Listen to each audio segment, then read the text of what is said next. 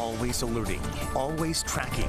This is Next Weather. We are in for some fantastic weather. The weekend just picking up on where we left off today with sunshine and more on the way for tomorrow. Just a few scattered fair with the clouds, and it's going to be nice and warm, but not humid. So despite the fact we're going to climb in the low to mid 80s, it'll still feel very comfortable outside. Only rain chance I see is Thursday with a boundary moving through. It's a front that's going to drop our humidity even lower, but it's not going to do much as far as rainfall. It will leave us, though, with some gusty winds towards the end of the week. But you see there 10% coverage. That, in fact, generous, I think. And same thing for Sunday. Now, Easter Sunday, it's just the wind off the water that could bring us a couple of isolated coastal showers. Otherwise, the humidity pretty steady for a while, and then just coming up slightly towards the end of the week and heading into Easter. That's the day, again, because of the onshore wind.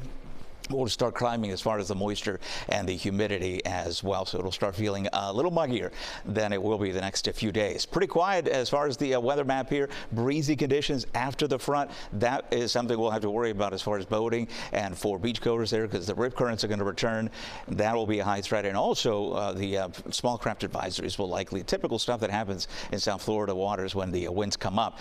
For now, okay, we're looking good. Just a moderate threat. Southeast winds at 5 with 1 foot waves out there, and no alerts for the Atlantic waters or the Keys. We're looking at winds starting off coming out from the south and eventually towards the east as the sea breeze kicks in. Otherwise, light chop conditions with 1 to 2 foot conditions near shore there. Looking good for tomorrow. High temperatures in the afternoon in the 80s. Because our humidity is low, we're able to drop nicely. So in the morning, we get into the upper 60s.